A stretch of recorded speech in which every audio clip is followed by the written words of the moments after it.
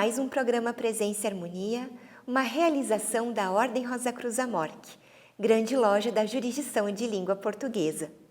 E hoje teremos um programa um pouco diferente. Vamos falar sobre o tema A Vontade Cósmica, que será trabalhado em um curso presencial aqui no Centro Cultural Rosa Cruz. Participam conosco dessa conversa os instrutores do curso, o Frater Antônio Paulo Ripardo Teixeira e Frater Carlos Gomes. Acompanhe!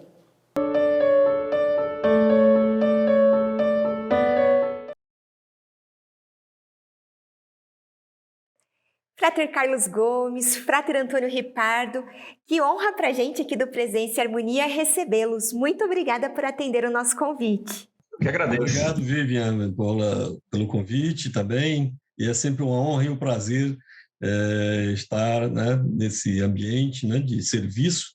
Eu considero que quando a gente transmite algo que nós, como o professor, ele transmite aquilo que ele também aprende. Então, é sempre muito, muito bom a gente estar com os alunos, né? E então, nesse curso que nós vamos falar dele daqui a pouco, a vontade cósmica, este é o nosso sentimento que permeia a nossa atuação, né?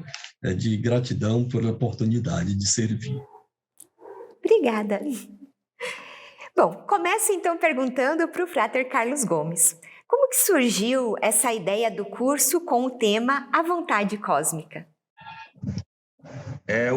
O Frater Paulo Dutra, que é grande conselheiro aqui no Nordeste, ele decidiu fazer um reproare de um curso que há muito tempo atrás, em 2002 em diante, eu fazia com o meu grande irmão Rosa Cruz e martinista, Reginaldo Leite, que era um estudo cabalístico e um estudo simbólico do Templo Rosa Cruz, principalmente para os oficiais, para entenderem todo o simbolismo que tem, né, que é tão importante dentro do processo ritualístico Rosa Cruz, para, de certa forma, ajudar a desvelar as estruturas simbólicas que existem dentro desse templo.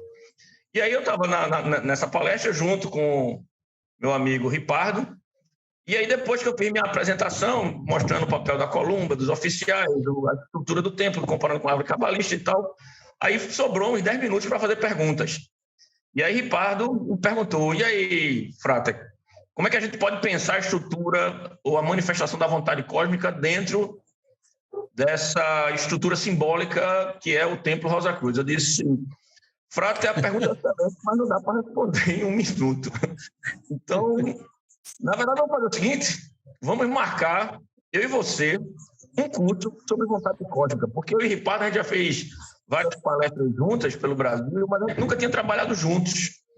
E aí, na hora, eu acho que por inspiração da vontade cósmica, aí eu disse, vamos fazer um curso na hora. Aí eu disse, vou escrever meu primeiro módulo, mandei para ele escreveu o dele. A gente inicialmente tinha pensado em fazer em Recife e em Salvador, porque eu sou daqui de Recife, ele é de Salvador. Mas aí ele disse, não, deixa eu primeiro falar com a grande loja para ver qual é a opinião deles, evidentemente, na estrutura hierárquica. E aí o curso foi aceito. Novamente, a vontade cósmica se fez da forma que ela se acha presente sempre na melhor maneira possível. E aí agora teremos a oportunidade, no dia 25 de setembro, de debater um tema tão profundo, que perpassa toda a tradição, seja mística, filosófica, antropológica, e que é tão relevante para o estudo dos Rosacruzes, dos martinistas e do misticismo em geral. Foi assim que surgiu esse curso e que está sendo realizado e que espero e tenho certeza absoluta que será um grande sucesso, será um encontro maravilhoso, de muito aprendizado, de muita troca de energia boa, de muito aprofundamento dos ensinamentos da Rosa Cruz, que realmente é uma coisa que eu e Ripardo e todos nós que estamos aqui amamos demais, né? É uma coisa que faz muito parte da nossa existência. Nós vivemos isso com intensidade e com profundidade sempre. Foi assim. Perfeito! E agora, Frater Ripardo, para o místico em geral e em especial para os Rosacruzes, qual que é a importância deste assunto, a vontade cósmica? Vivian, desde tempos imemoriais, né, no início, no berço da civilização, os seres humanos começaram a se perguntar, né? Nós também, quando atingimos a nossa consciência, fazemos o mesmo. aquelas perguntas clássicas, básicas. O que é que eu estou fazendo aqui? De onde é que eu vim? Para onde é que eu vou? Quem criou tudo isso, né? Claro que não fui eu, né?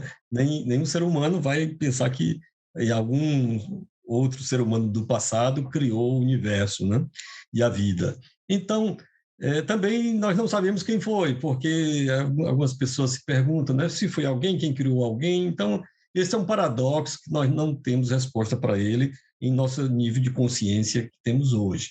Mas nós podemos utilizar as manifestações dessa inteligência criadora que organizou tudo o que existe dessa forma que nós conhecemos, para utilizarmos essa inteligência criadora de forma a nos dar um entendimento, né, de nossa missão nesta Terra e de melhorar as condições da humanidade, né? Então, a vontade cósmica, ela encerra essa energia criadora e que nós podemos conhecer suas manifestações e entrarmos em comunhão com ela e fazermos com que as suas manifestações caminhem de acordo com a vontade humana. Olha, isso é uma presunção grande, mas é verdade. Nós vamos mostrar no curso como. Não posso dar spoiler, mas vocês vão gostar muito, né, de como utilizarmos a vontade cósmica, desde que os nossos desejos sejam legítimos, para melhorar a nossa vida no dia a dia, de forma prática. Ótimo! E Frater Carlos Gomes, como que nós podemos pensar a manifestação em nosso mundo dessa vontade? Nesse curso, né, eu procurei dividi-lo em duas partes para dar um rigor filosófico e científico e místico a esse questionamento, né? Porque o objetivo é entender como é que é essa essência, se é possível compreender essa essência da vontade cósmica e como é que ela se manifesta, como é que nós entramos em contato com essa vontade, como é que nós participamos e somos partícipes dela, né? Então, a primeira parte eu vou trazer 3 pensadores que não têm muito a ver com o misticismo, os 2 primeiros, evidentemente que não, que é Claude Lévi-Strauss, um antropólogo francês, e Sigmund Freud, o pai da psicanálise.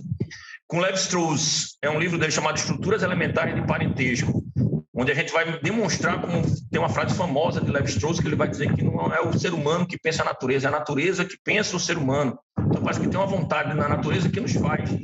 E essa passagem do estado de natureza para a cultura, Lévi-Strauss coloca 3 pontos. A lei do incesto, a linguagem e a economia, estruturas que nós temos que nos relacionar e que nos formam. Então parece que já tem uma vontade que nos predetermina, isso a partir da natureza.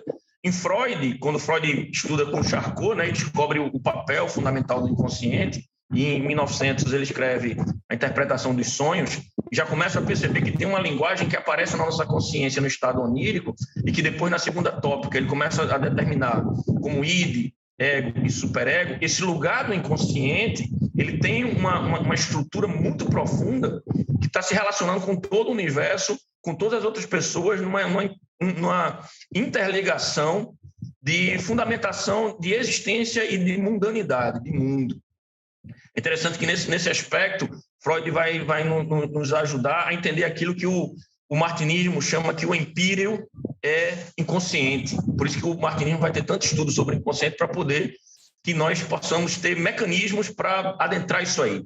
E outro pensador final dentro da filosofia é Martin Heidegger, quando Heidegger vai estudar um fragmento de Parmênides, que tem uma palavra que a gente vai estudar no curso, que é éon, que ele vai traduzir como dobra, que é a relação entre o ser e a manifestação desse ser enquanto entidade, enquanto coisa, enquanto corpo. Como é que tem essa relação? Então, esse vai ser o primeiro momento para a gente entender filosoficamente, cientificamente, a possibilidade de, fora do misticismo, entender isso aí. Agora, a segunda parte, aí sim, aí a gente vai trazer a tradição grega, principalmente Anaxágoras, e a tradição cabalística, porque aí vai ser um momento de a gente aprofundar dentro da linguagem mística e dentro de experimentos como é que se dá essa compreensão dessa vontade cósmica e como é que ela se manifesta, como é que nós podemos nos relacionar com ela. De certa forma, lembra muito aquele quadro natural de Saint-Martin, quando ele coloca Deus enquanto pensamento, o ser humano enquanto vontade e a natureza enquanto ação. Então, esses conceitos, pensamento, vontade e ação, a gente tem que entendê-los bem, saber como eles se fundamentam, como é que eles operam, como é que nós podemos usar isso em benefício próprio da humanidade, dos outros, da natureza, do cosmos como um todo, fazer você partícipe dessa, como diz o Harvey Spencer Lewis, né? Ele sempre dizia que essa energia cósmica ela é sempre construtiva, é sempre misericordiosa, é sempre benfeitora. Então, como é que nós podemos entrar em acordo com isso? Eu acho que esse curso, nessa primeira parte, vai ter essa função de responder essa pergunta aí. Ótimo! E Frater Ripardo, então a gente pode falar que no nosso dia a dia, de vontade e desejo, como se fossem a mesma coisa? Olha, Vivian, no dia a dia, muitas vezes nós trocamos um pelo outro, principalmente nós trocamos vontade por desejo. Olha só, vamos dar um exemplo. Um dia de calor, né? Você diz assim, eu estou com vontade de tomar um banho de mar para me refrescar na praia. Ou então você diz, eu estou com vontade de tomar um sorvete. Ou à noite, depois de um dia cansado, você pode dizer também, eu estou com vontade de dormir. Na verdade, essas vontades não passam de desejos, porque partem de necessidades que nosso inconscientemente nós percebemos, e o nosso inconsciente, então, move uma outra força, que aí sim a gente pode chamar de vontade, para conseguirmos chegar na realização de resolver essa carência para que nós tenhamos, assim, o bem-estar. Então, os dicionários configuram, no verbete vontade, duas acepções, uma de desejo e outra de força inconsciente que move e faz acontecer. Eu lhe confesso que, no curso, nós vamos apenas focar nessa segunda acepção, dessa energia, dessa força, que nós podemos utilizá-la de uma forma consciente, né? Mas em estado de consciência tal que vamos utilizar também que o inconsciente ela toca um pouco do sagrado. E aí nós podemos trazer esta potência, né, dessa energia que é universal e é invencível, para modificar a nossa realidade e fazer com que nós tenhamos os desejos legítimos da nossa família, da humanidade, satisfeitos. Isso é muito grande, né? Isso não é pouca coisa. Então, eu diria que vontade e desejo são dois polos motrizes de um dínamo universal, né, que faz com que as coisas aconteçam. Então, estejam preparados no curso para entrar em contato com algo muito transformador, muito poderoso, né? Então, vamos estudar a vontade cósmica em ação e vamos vivenciar isso na parte prática. E Frater Carlos Gomes, a tradição filosófica da Grécia Antiga sempre se debruçou sobre questões como consciência, cosmos, vontade, natureza, realidade e o papel do ser humano nessa estrutura. O que o Frater pode nos falar a respeito disso? É interessante que os gregos, desde da origem do pensamento grego, isso com Hesíodo e Homero, isso aparece na Teogonia, aparece na Odisseia e na Ilíada, tinham preocupação de compreender, e chamando isso através de uma linguagem mitológica, né, dessas deidades que regem a estrutura da manifestação do mundo fenomênico, desse mundo concreto, real, que a gente vive enquanto uma variação vibracional. Isso a gente aprende muito dentro da Rosa Cruz, nas estruturas da vibração. Os gregos compreendiam que esse Deus inicial, que eles chamavam de caos, ele criou uma estrutura de manifestação até chegar às deidades como a gente conhece, Zeus, Atena, etc., e até chegar no ser humano. E o ser humano ele tinha uma relação direta com isso. Mas o pensamento filosófico grego, que não é uma ruptura inicial com o pensamento mitológico, mas vai se construindo a partir dessa visão de causa e efeito do mito, começa a construir a ideia de uma compreensão de uma unidade que é fundamento de tudo, e fundamento em grego é arqué. Então, esse arqué, ele tem uma vontade, e essa vontade os gregos chamavam de telema. Então, a gente tem que entender o que é telema, o que é essa vontade, entender o que é arqué, o que é fundamento, entender dentro dessa estrutura como é que ela se manifesta enquanto natureza, que é uma palavra muito complexa dos gregos e genial e linda, que é physis. Então, os pensadores eles começaram a nomear, de certa forma, uma compreensão filosófica ideal de como seria essa origem que manifesta pela vontade toda a realidade. No caso de Tales, a água, Heráclito, o fogo, etc., até chegar numa compreensão muito mais próxima de nós, Rosacruzes e martinistas, que é Anaxágoras com a ideia de nous, que é traduzido por espírito, mas a gente vai ver o conceito dessa palavra nous e como Anaxágoras compreende isso a partir de uma estrutura que vai desembocar em Platão, que tem a ver com as que ele chama de homeomerias, que são polaridades. E essas polaridades vai aparecer em Platão, no livro 6 da República, uma compreensão do real através da realidade sensível e da realidade inteligível. E lá, acima da realidade inteligível, Platão vai colocar quem? Arqué. E Arqué vai ser esse fundamento que se manifesta. Então, a cultura grega, quando a gente for entender o que significa realmente para os gregos antigos, isso aparece no quinto grau da Rosa Cruz, com uma perspectiva mística. A nossa perspectiva vai ser filosófica. Claro que vai ter viés místico, porque é impossível pensar a Grécia sem pensar num viés místico, mas se focando numa hermenêutica para tornar claro o que é que significa telema, vontade, o que é que significa physis, natureza, o que é que significa esse éon, que é essa dobra, o que é que significa noem, que é pensar, já que o pensamento está atrelado a essa possibilidade. Entender soma, que é corpo, porque o nosso corpo ele também é manifestação dessa vontade. A gente na Rosa Cruz, isso depois a gente vai, espero que dê tempo de falar sobre isso, que é o experimento, porque tem a ver com nossas glândulas, com nossas vibrações, com sons que nós emitimos e com o nosso estado de consciência. É interessante que essa relação com essa vontade cósmica aparece tanto na Rosa Cruz como voz da consciência, como no martinismo também como voz da consciência. Então, parece que nós temos uma estrutura que nos permite, se nós soubermos como caminhar, desvelar essa relação com nós mesmos e visitarmos essa nossa própria profundidade, que é a própria profundidade dessa arqué, desse fundamento. Então, a gente consegue visitar, de certa forma, essa vontade e ser partícipe dela. E aí eu acho que ninguém melhor, na minha opinião, na minha humilde opinião, do que o rosacrucianismo e o martinismo para nos ensinar isso. Sim. E Frater Carlos Gomes, agora em termos cabalísticos, como que nós podemos pensar a vontade cósmica? Assim como na Idade Média, né, a grande questão era explicar a existência de Deus e, mais complexamente ainda, explicar como é que esse Deus que é uma concepção humana de uma imensidade infinita e um ser uno, como é que ele manifesta múltiplo? Como é que o uno manifesta tanta coisa ao redor? E por que é que ele tem essa vontade de manifestar isso, né? Platão vai ter um livro chamado Parmênides, que são 9 teses explicando que a tese dele sempre parece que é uma aporia, sempre parece que é uma contradição, mas que se completam. Que a tese é o uno é e o múltiplo é.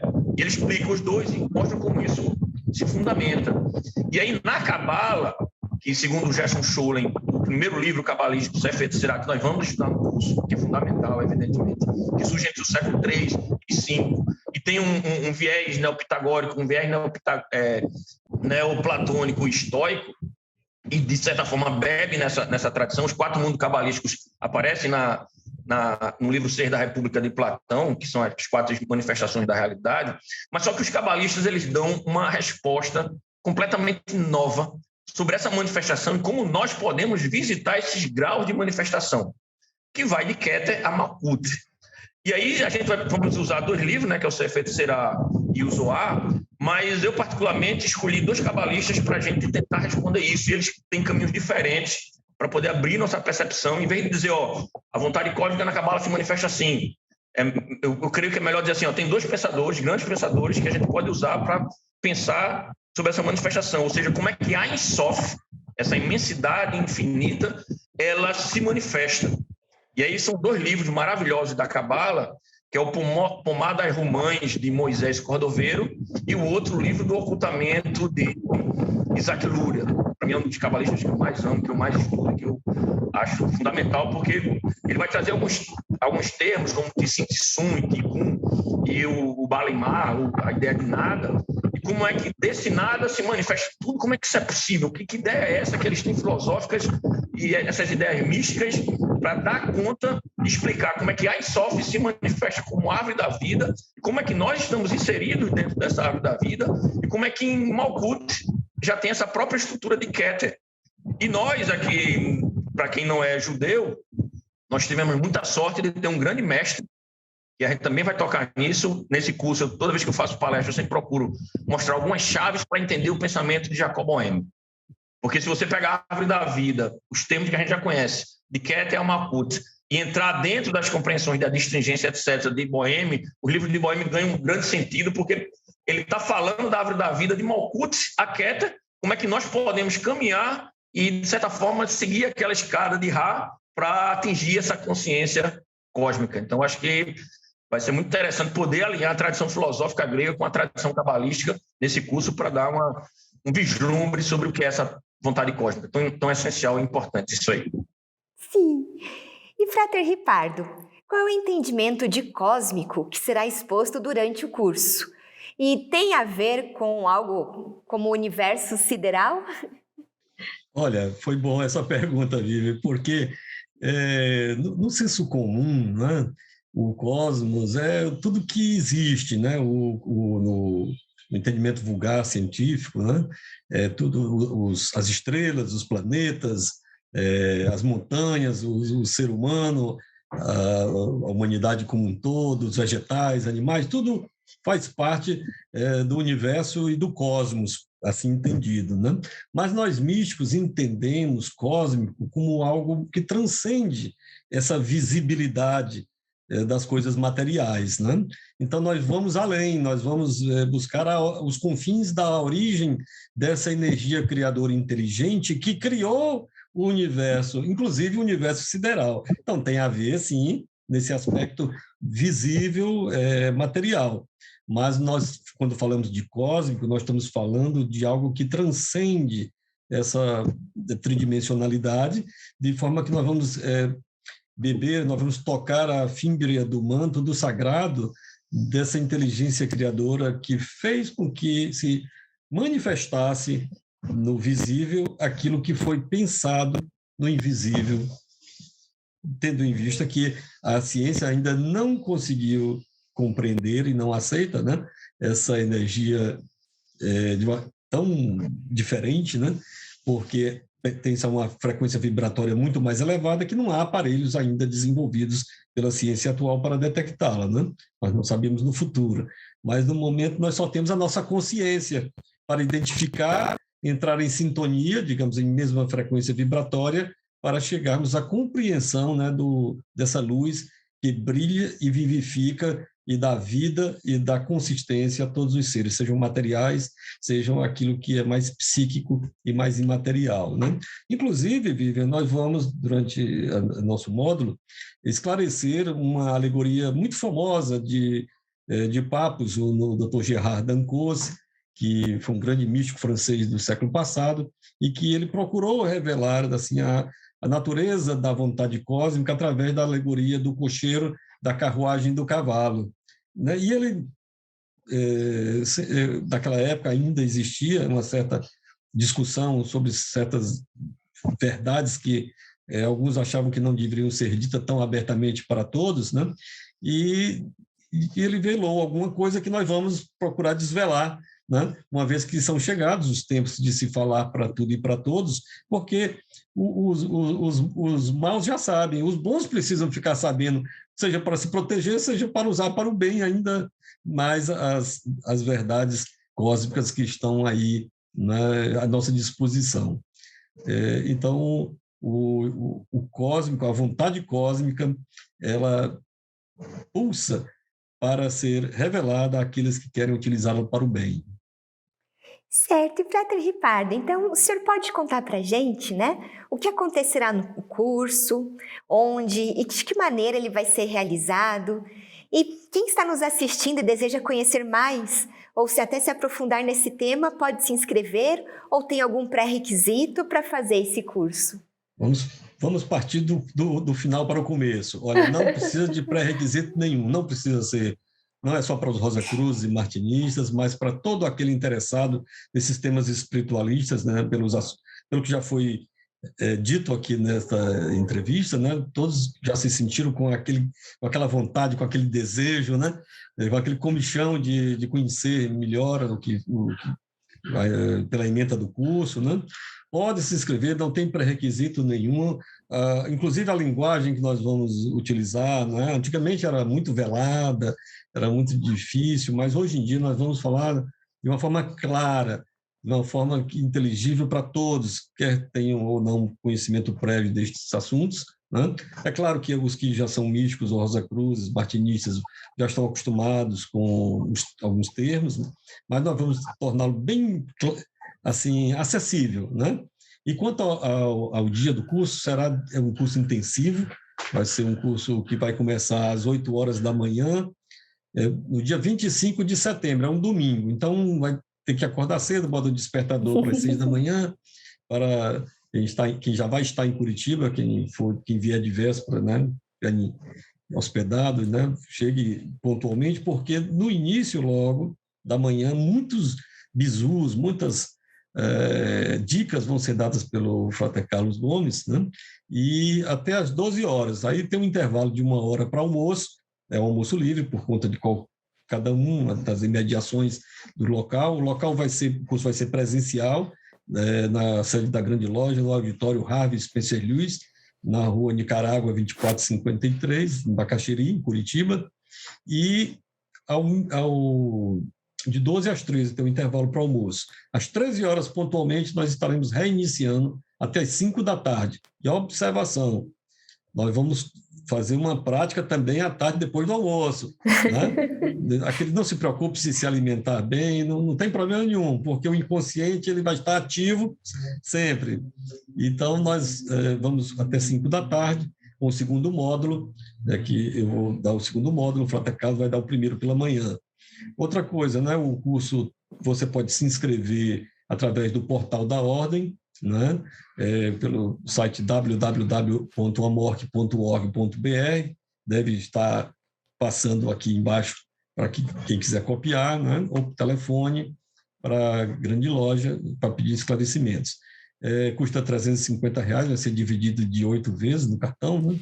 Então, eu acredito que não há desculpas, né? Quem puder e se sentir atraído pelo desejo inconsciente de conhecer e usar o que nós vamos revelar, venha estar conosco no dia 25 de setembro e não se arrependerá. Isso. E para a gente finalizar, Frater Carlos Gomes, pode explicar para a gente como vai ser a parte prática do curso? Da última vez que eu estive em Curitiba, o Frater Hélio sempre me pediu, né? Depois da palestra, procure fazer um experimento, porque isso faz parte da vivência mística Rosa Cruz martinista, né? Evidentemente que se a gente for analisar a dimensão da prece do coração, da via cardíaca do martinismo ou do despertar psíquico do 10º grau Rosa Cruz, já é uma forma de entrar em contato com essa vontade cósmica e de que ela se manifeste em cada um. Mas a gente não vai poder tratar disso, evidentemente, porque isso é de cada grau específico, quem está nesse processo, dentro desses estudos e dessas práticas místicas. Mas a gente sabe, enquanto Rosa Cruz, que a nossa estrutura do nosso corpo, o nosso sistema nervoso, alinha, através das glândulas e através de estruturas vibracionais, um aspecto que a nossa consciência pode vibrar e se abrir para essa vontade cósmica.